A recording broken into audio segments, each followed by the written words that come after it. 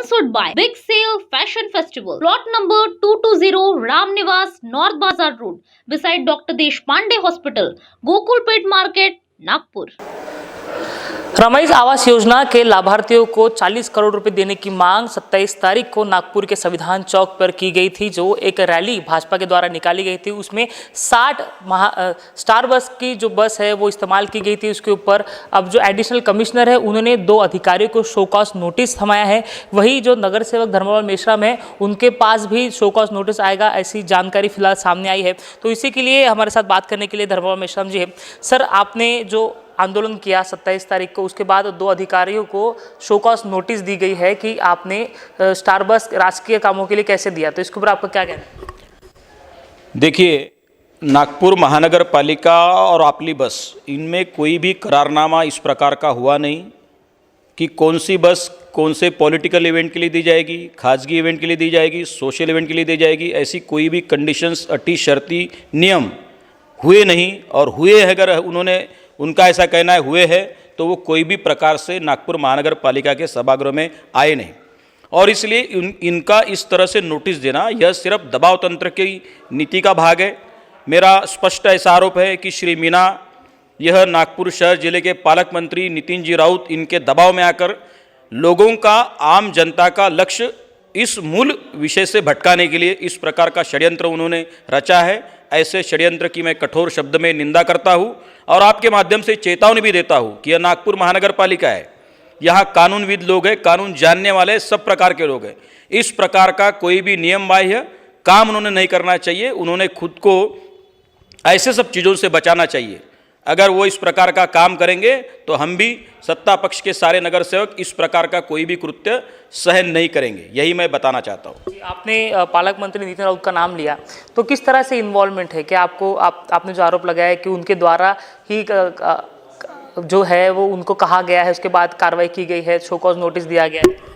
देखिए, स्पष्ट है, 27 अक्टूबर 2021 को भारतीय जनता पार्टी का मोर्चा राज्य शासन की महाविकास आघाड़ी सरकार के खिलाफ में निकला था। मांग सिर्फ इतनी थी कि रमाई आवास योजना के तहत जो 3064 लोग नागपुर शहर सीमा के अंतर्गत रह रहे हैं, जिनको घरों को अनुदान मिलना चाहिए, ऐसे स्थिति में अगर 40 करोड़ रुपए का अनुदान नहीं दिया जाता, इसके खिलाफ में हमारी मांग थी और इसीलिए हम लोग इस मोर्चा में बड़ी तादाद में शामिल हुए थे। यह मोर्चा का रुख स्पष्ट था, महाविकास आघाड़ी के खिलाफ में था। यह मोर्चा का रुख स्पष्ट था कि मुख्यमंत्री और महाविकास आघाड़ी का सरकार, उसके खिलाफ में राज्य के ऊर्जा मंत्री एवं नागपुर शहर जिला के पालक मंत्री नितिन जी राउत इनके खिलाफ में। और ऐसे स्थिति में यह स्पष्ट दिख रहा है कि इन्होंने इस मुद्दे का, अब 40 करोड़ रुपए अनुदान देने की बात आई तो लोगों का लक्ष्य भटकाने के लिए इस प्रकार की चौकसी का घटनाक्रम करना, इस प्रकार का चौकसी का दायरा तय करना, यह अत्यंत घृणित प्रकार का कृत्य है, ऐसा मैं मानता हूँ। और इसलिए मेरा स्पष्ट आरोप है कि यह नितिन राउत साहब के दिशा निर्देश के अनुसार श्री मीना ने यह काम करने का कार्य यहाँ पर किया है। तो ये जो बस आपने लाई थी तो उसके तो आपने पैसे पेड कर दिए होंगे, तो इसमें भी कार्रवाई क्यों की गई, मतलब शो कॉज नोटिस क्यों दिया गया? यही असल मुद्दा है कि सब कुछ हमने नियमांतर्गत किया है, नियमों के अधीन रहकर किया है, हमने पूरी कानूनी कार्रवाई की है, निश्चित रूप से परमिशन लिए, उसके बावजूद भी इस प्रकार की शो कॉज देना, यही अपने आप में स्वयं में एक अचरजपूर्ण बर्ताव, रवैया श्री मीना जी का रहा है। उन्होंने सबसे पहले कानून की जानकारी लेनी चाहिए, नियमों का खुद अवलोकन करना चाहिए और नियमों को ध्यान में रखकर ही कार्य करना चाहिए। ऐसा ही एक संकेत प्रशासकीय व्यवस्था में होता है, जिसका उल्लंघन श्री मीना जी ने किया है। आपने आंदोलन किया, उसके बाद क्या इम्पैक्ट हुआ? क्या सरकार ने पैसा भेजा तो कितना भेजा?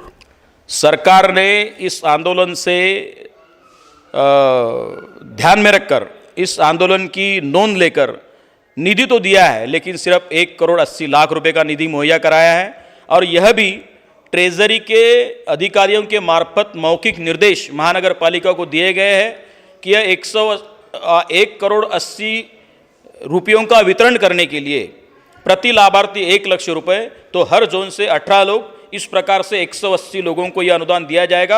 और उसकी यादी भी पहली बार मैं आज देख रहा हूँ या देख पा रहा हूँ कि राज्य शासन ने यह 180 लाभार्थियों की यादी ट्रेजरी में मंगाने का काम हमारे अधिकारियों के मार्फत से किया है। यह रवैया, इस प्रकार का कार्य कोई भी स्वायत्त संस्था और उसके अधिकारों का हनन है और इस प्रकार का काम निश्चित रूप से शोभनीय नहीं है। इस महाविकास आघाड़ी सरकार को इतना ही मैं आपके माध्यम से लोगों के ध्यान में लाना चाहता हूँ।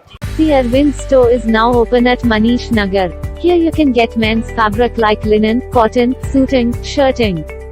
Customized tailoring of shirts, pants, suits, jeans, jackets, kurta pajamas and many more are also done here. Ready-made t-shirt, innerwear, belts and ties are also available. All that a fashionable man wants is available here. It's a showroom for up-to-date men.